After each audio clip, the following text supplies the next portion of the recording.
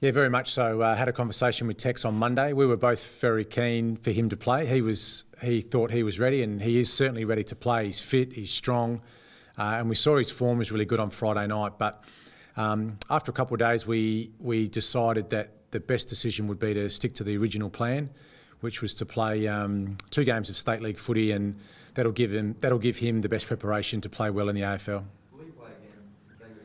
No, he'll go to the AFL program after this round. So he'll have the 10-day break with the AFL squad leading into the Collingwood game.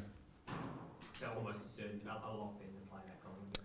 If he gets, yeah, that's right. If he plays well and he gets through in the Magpies game up in Clare, then yeah, we would be foolish not to play him against Collingwood. Sounds like he might get Tom Cleary as well, which is as good as an AFL would have been anyway. Yeah, you're right.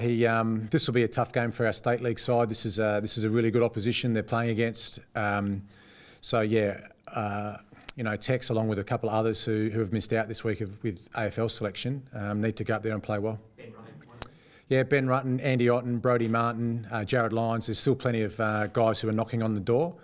It's good to get Truck back, to play a game of footy. He hasn't played in a State League game for a long time, but good to have him back feeling fresh and feeling good. And yeah, looking forward for him along with the rest of the boys going up and hopefully playing well. So you said if Tex gets through this one, he won't play the week after straight to AFL. Too big a risk to play a 3rd game so close to that Collingwood match? Yeah, it is. They play West Adelaide on Saturday, then leading into a Thursday night game. We'll certainly replicate some match intensity drills for all of our AFL boys after this round, and Tex will just join that program. But as we said, he was really close to playing this week. We probably didn't expect for him to play so well in his first game back. He looks strong, he looks fit, he hasn't lost any of his natural raw talent. So yeah, we're really excited to finally get Tex back in the mix after 12 months out. How much pressure on the other key forwards to fire this week? And it's a double-edged question. First of all, that one. Secondly, can you play 4? Trevor said you only play 3. No, we can. It'd be great to get Tex back, and he certainly is in our best lineup. A little bit depends upon the opposition and what we're coming up against, but we can play 4 talls. We can play 2 talls. We can show the opposition of a variety of structures and still get the best outcome for us. So at the moment, the talls are all in form. Lynch, Jenkins, Podsiadly all playing well. But there's no reason why we can't go small some weeks either. And, Tex is sort of like a small forward at times anyway. He's great at ground level, fantastic agile player. So you classify him as a tall, but he actually can play just as well as a small. If you were to play 4, Lynch is a guy you play on the wing and Pods around, so they're all multi-dimensional. Is that why you can play 4 of them? Yeah, spot on. Lynch can play through the midfield, can play wing. Andy Otten's also a bit of a forgotten man. His form as a forward was fantastic towards the end of last season, and even through the pre-season before his injury, looked like he would be a really damaging forward for us as well. So it's quite tough now. There's a great healthy competition for spots in our team. You need to play well to maintain your spot in the side. Will you tag? You obviously had a great relationship when he was here. Will you look to tag Bernie this week? Yeah, we certainly have to put some time into Bernie. We know how damaging he can be. He's one of the best skilled players in the competition, and if you give him time and space, he's going to really hurt you. So we all secretly hope Bernie plays well, but just not this week. It's great to see him getting a kick and enjoying his footy. One of the, I guess, much loved former players from our footy club, but we also don't want him to play well tomorrow. Have you got mixed emotions because you had to make a tough call, as you said, on a much loved player of the footy club? Oh yeah, I mean, ultimately it was a decision made between Bernie and our match committee. Bernie got a 4-year deal at Melbourne. We couldn't offer him a 4-year deal at the time, so he made a decision. We made a decision. We moved up in the draft. So I guess it was a win-win. Bernie gets a 4-year contract.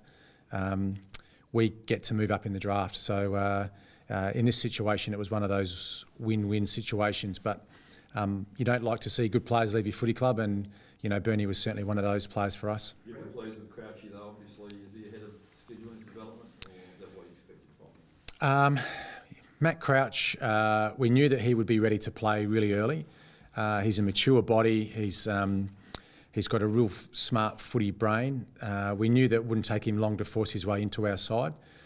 He's been fantastic for us so far. He's got a long career ahead for our footy club, which is great. Will Bernie have a point to prove to you tomorrow? I don't think so. I think Bernie will be hoping to play well.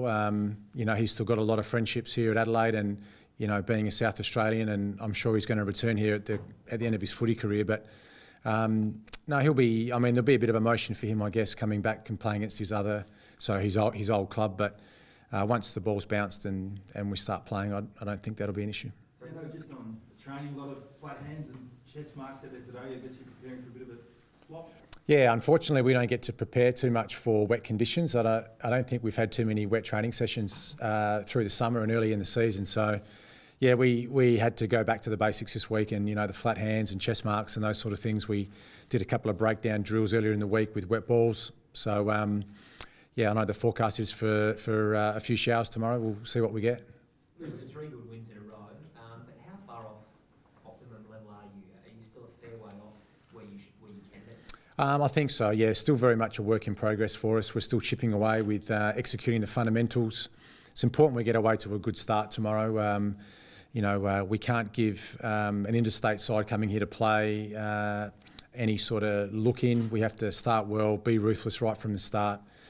Still think we've got some areas to improve on, so hopefully we keep doing that tomorrow. Can you talk us through the truck? Why is he playing against NFL? Is he in your best team when he's up and about, or is he going to fight for his spot every week now? Oh no, Truck's probably the best key position defender this club's ever had. You know, his reputation and the way that he's played over his career means he's a walk-up starter for us when he's fit.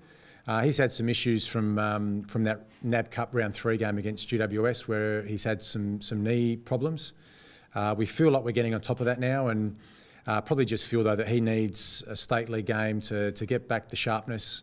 But we've also got the luxury of 3 key defenders who are playing well. So Shaw, Hardig and Talia all playing well.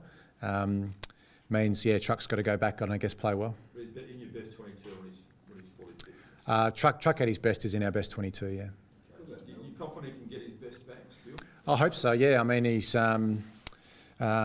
still got some good footy ahead to play for us, and he's still a really important player for us for the rest of the season. What about Selborne, Brendan? What do you expect from them? They were very defensive against the Swans. Do you expect that similar mindset from them? Yeah, we're coming up against a young side, but they've got a brilliant coach. You know, Paul Roos's history. Obviously, they really have improved defensively, so they're ranked in the top 8 for defence. There won't be any shootouts tomorrow. There won't be a big score from either side. His system, his structures behind the ball is really important. We've sort of prepared to play against almost a Sydney model, you know, which Roosie was sort of famous for. So. We're not expecting a shootout tomorrow. We're expecting a hard grind, contested ball, defensive game. They were really offensive against Sydney last week. They set up guys behind the ball. How do you go to a game like that? How do you break that defensive strategy? Yeah, well, there'll still be opportunities for us to go fast and try and. I mean, our attack's good. We're ranked 3 in the competition. This is a good offensive team. So even though we're 3-3, our attack's been really solid. So. There'll be times we can go fast. There'll be times we can take the ball in there with confidence.